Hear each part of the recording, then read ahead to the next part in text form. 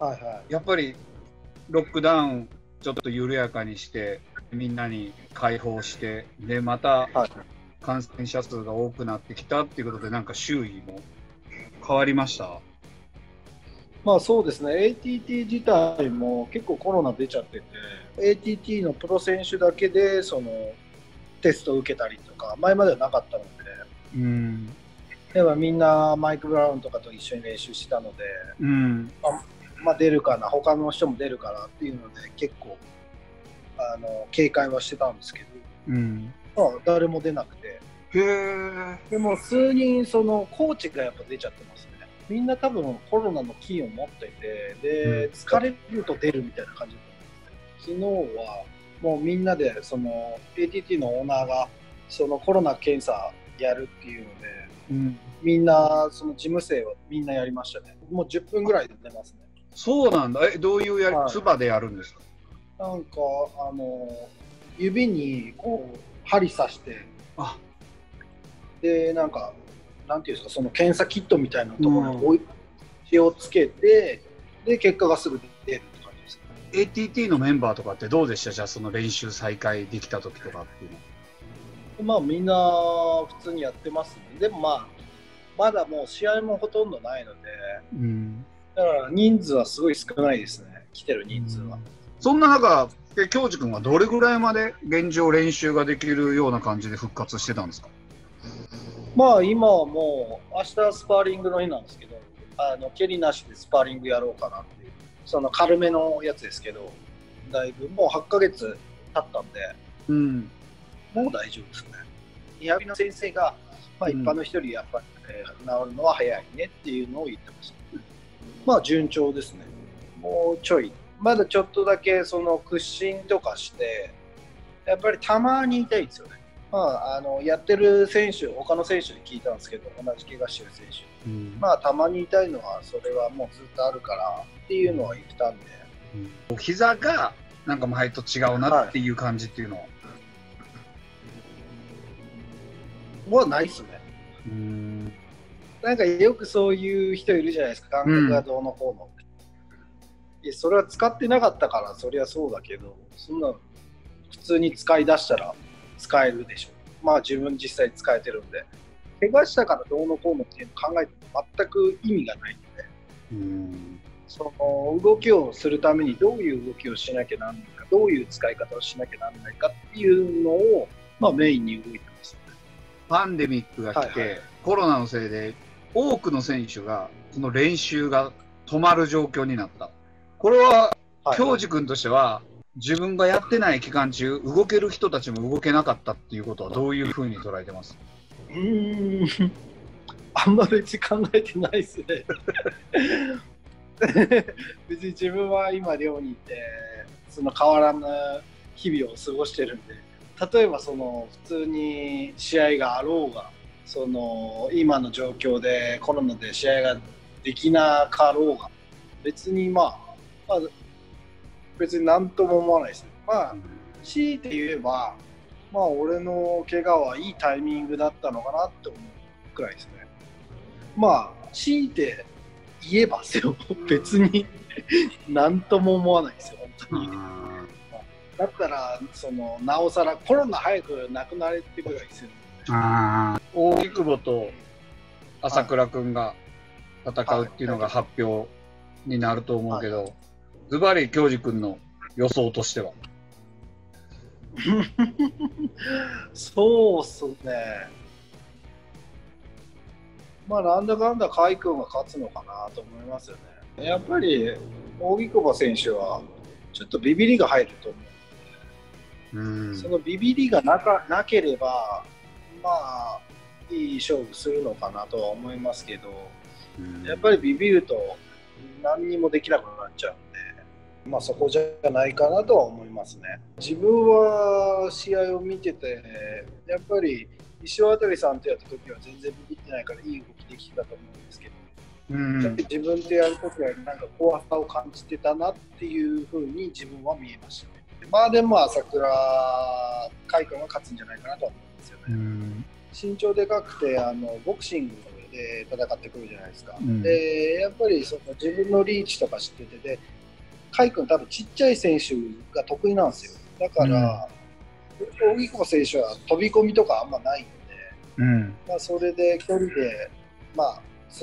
距離を潰せずに負けちゃうかなとは思うんですけどね。これ実際ここで勝った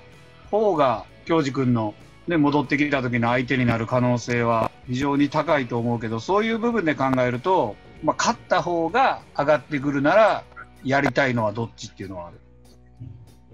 まあ、勝ったとか負けたとか関係なく、まあ、自分が負けてるんで、まあ、甲斐君をぶっ飛ばさないとしょうがないなって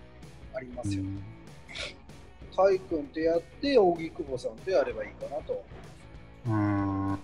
それが順序じゃないかなと思う。こういう状況になったけど、試合に復帰までのスパンとか今後っていうことについては、パンデミックが起こる以前となんか変更される部分とかっていうのはありますか？それかそのままなのか？まあそのままかなって思う。いや、大体どれぐらいって考えてます？復帰はまあ9月って言われてたんですけど、その榊原さんには9月に出てくれって言われたんですけど、この状況で9月はないんじゃないかなと思って、まあ自分の中では目処はまあ大晦日かなと思ってます。やっぱりスパーリングとかもそんなにガチではまだやってないので、まあでもまあ9月でもその動きがすごい良ければ、まあ全然9月でもいいかなとは思ってますけど。動きがいいんだったら、初っ端にやりたいのはもう朝倉選手になるわけです。まあそれしかいないですからね。自分が万全でこのまま仕上がってたら、あの時と違うものを見せる。いや、まあ負けは負けですから、ね、まあでもまあ強くなってるんじゃないですか、自分の方がその時には。まあ、言い訳が嫌いな堀口教授ですけど、結構ちゃんと話してくれたや、いろんなとこでも自分の状況がっていうのも話してたし。だってもうなんか話せみたいな雰囲気満々じゃないですか、みんな。いや、そんなん大丈夫ですよって、いやでも負けは負けですよって言ってんのに、もう次から次へともしつこいからもう言うしかないじゃないですか。本当は言いたくない。いや、言いたくないですよ、別に。口で勝負してるわけじゃないですから、こっちは。で記者としては、もう初っ端に言わせたらよっしゃっていう感じなのよね。言わせたらじゃないな、言ってもらえたら。口で何と言おうが、言い訳をしようが、そんなのはもう、かっこ悪いだけなんで。やっぱり体の具合が満足いかないで、満足いく練習ができないときと、自分ができるだけやったなっていうときは、もう動きが変わってくるっていうのありますし、実際精神面の部分で試合中の動きが変わってくるっていうのは。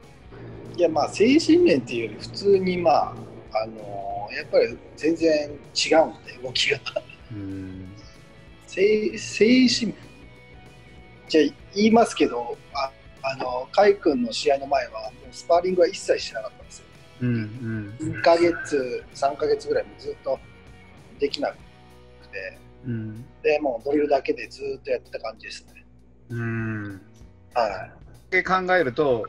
どう考えてもやっぱりスパーしてる方が強い。まあそう思いますけど、まあでももともとそのもう結構トップの選手ってやっぱり技術は持ってるんで、まあそこまでは変わらないかなと思いますけど、まあでもやっぱり対人をしてた方がアドバンテージは高いですよね。普段だったらもっと見れてるもんが見れなくなって、なんか自分からってやや強引さが浩司君らしくなかったけど、それっていうのは別にそういう精神状況的なもんじゃなくて起きるもんなんですか？あの試合だったから？いや、はっきり言います。自分は腰が痛くてもうこれ長い時間持たないなと思ったんで、1ラウンドでも回そうと思ってたからガンガンいっただけです。ただそれだけです。そういうのってもうどういうかも答えがほとんど見えてくるんですけど、そんな時にやっぱやるんじゃなかったなっていうのは1年近く経って思ったりとか。いや、まあ思わないです。あれがあってよかったなって逆に思いますよね。だってあれがなかったら多分なんだろうな、そんなに休ませてもらえなかっただろうし、膝の怪我はありましたけど、だからあそこで1回負けといて、その甲斐君がスターになってっていうので良かったんじゃないかなとは自分は思いますけど。ちょっと聞きたいのが、もういつも俺は話が帰結するのが UFC になってしまうんやけど、この間 UFC が真っ先に活動を再開して、どこよりも試合数もこなしてて、でそういう中で何試合もバンタム級を見させてもらったんだけど、正直な話、えげつないレベルになってるなと。そうですね、上がってますよね。あそこを見て、今すぐうんぬんではなくてね、どこで戦っとうとかも関係なしに、ただ、世界最強というものを考えたときに、恭司君は今見ても体大きくなってる感もするし、だけど、そういうあの舞台になったとしてね、そしたら、前はフライやったやん。本物はバンタムなんかな、フライなんかなっていうのはバンタムでいこうかなって感じですよね。減量嫌いだし強い選手とも戦いたいし、感じですかね。やっぱり堀口教授だという気持ちがある中で、フライの方がチャンピオンになれるやんけと。そうですけど、自分はフライってだって誰がいるんですかって話ではないですか、はっきり。そうなると別にフライじゃなくていいんじゃないって。仮にフライ級のタイトルマッチってなったら、やるかもしれないですけど、あんま魅力は感じないですよね。特にこいつはと思うような選手います今？いや、やっぱりみんな強いじゃないですか。そのトップ10以内以外もやっぱ強いじゃないですか。だから誰でもやりたいですよね、本当に。なんか彼らの強さみたいなのは感じるものってある？一緒に肌を合わせてみると。元の体重が重たいっていうのはありますよね。その時に減量して試合の時の感覚は多分全然違うんだろうなと思います。いつもめっちゃでかいんですけど、試合前のケソケソになって力なさそうみたいになっちゃう。なるほど。スタミナないみたいな。減量のしすぎとかそういう感じですよね、多分。十分あの中に放り込まれたって自分はやっていけるぜっていう気持ちは。いや、もちろんありますよ、全然ありますよ。あれっていうのはどうなんじゃあ、例えばじゃあマルロン・モラエスだ、ペドロ・ムニョスだ、誰だっていうことを戦うようなことがあって、それが最強に近づくためだったら、恭司君はそのチーム内の同門対決ってどういうふうに捉えてる？自分はそうですね、仮にそのチャンピオンシップだったらやりますね。でも、1ファイトだったらやんないかもしれないですね。でも選手の人数がいるんで、そこはしょうがないですよね、本当に。人によっては断る人もいるし、そんなにオーナーもタイトルマッチじゃなかったら別にどっちでもいいよみたいな感じなんで。なんだ、戦うような状況が規模が違うとしてもあった場合にすごく気になるのが、コーチ陣とかってじゃあチーム対決があるときってどうなるんかなっていう。コーチは分かれますね。なんだろう、そのなんていうんですかね、コーチも人数いるんで、普段つけてるコーチ、普段つけてるコーチで分かれてやってますね。強くなりたい、世界一になりたいと思ってる人が日本にとどまってることっていうのはどういうふうに捉えます？でも勝ってるやつは勝ってるんで、ミクル君とかも勝ってるし、それはそれで日本でもやれることはあると思いますけど、多分限界はあるんじゃないかなとは思ったので自分は出てきたので、やっぱり日本だけでは限界があるのかなとは思いますよ。どういう体制が恭司君にとっては ATT ってベストの体制なんですか？そうですね、今そんなにコロナでコーチも来てなかったりするんですよ。いや、以前のその戦ってる時はそうですね、以前はマイキー・ロットっていうボクシングの先生が自分のミットを持っってくれて、でマイク・ブラウンを総合的に見て、充実はまあ普通のクラスを見て、まあ、充実もマイク・ブラウンができるんで、マイク・ブラウンを見てって、そんな感じですかね。クラスがあるので、クラスに出てやってましたね。そこも考えると、じゃあ9月より12月の方がっていうのもあります。まあそうですね、まあでも、まあ、自分の体調次第かなと思いますよ。別に焦ってるわけではないし、あれなんですけど、まあ、9月か12月っていう、まあ、漠然とした感じですね。引っ越しみたいな話で、あれ、家を買うって言ってたの、家を買うんですか？もう買いました。すげえな。フロリダ結構やっぱ人気で移住してくる人がいるんで、まあ何年後かには上がるんじゃないかなと思ってたんで、まあいいんじゃないかな。でも一人で住むのに4ベッドルームの3バスですよ。犬買おうかなと思ってるんで、それぐらいです。ずっとアメリカっていうのも考えてるわけ？まあそうですね、まあ本当にすごいATT のオーナーとかマイク・ブラウンとかすごいお世話になってるんで、まあゆくゆくはこっちでコーチになってもいいかな。引退後も。そうですね、もう ATT のコーチが教授お前コーチやれよって、引退したらコーチやれよってずっと言われるんです。恩返しっていう意味でも、まあ、やってもいいかなとは思ってます。今はベースっていうのはイエン先生に習ってきた打撃やったやん、空手。そこを常にアメリカのコーチ陣の中ではその指導はないし、自分で考えないといけないしっていう部分で、その状況には変化はないと思うけど、自分の中でそこをうまくクリアしていけるっていうのはなんか見出せてます？まあそうですね、自分でやったりとか、ニエさんが言ってたことを思い出したりとかですね。空手スタイルに関してはやっぱりそのニエ先生に教わったことを、まあ、すぐ思い出してやったりとか、ニエさんだったらこれなんて言うだろうなとか思い出してやってますね。で、その空手を MMA に入れ込んでるのは自分の作業なので、もうちょっとここは使えるな、ここはダメだなとかは自分でやってます、ね。空手スタイル、二平先生とやったものっていうのが MMA で生きるそのメソッドを次の世代に伝えていきたいっていうのが今あります。そうですね、やっぱりその二平先生が自分に教えてくれたその技だったりっていうのは、やっぱりなんだろうな、受け継がないとやっぱなくなっちゃうのは良くないことだと思うので。まあ、どんどん教えていきたいなと思いますね。間合いとかタイミングとかもう本人のものによるとこがあるんだけどと思ってきたんだけど、でもそれも指導することによって育てることができる。いやもうなんかそういう感覚的なこともやっぱりあると思いますけど、でもやっぱり反復練習やってる人たちは絶対強くなってると思う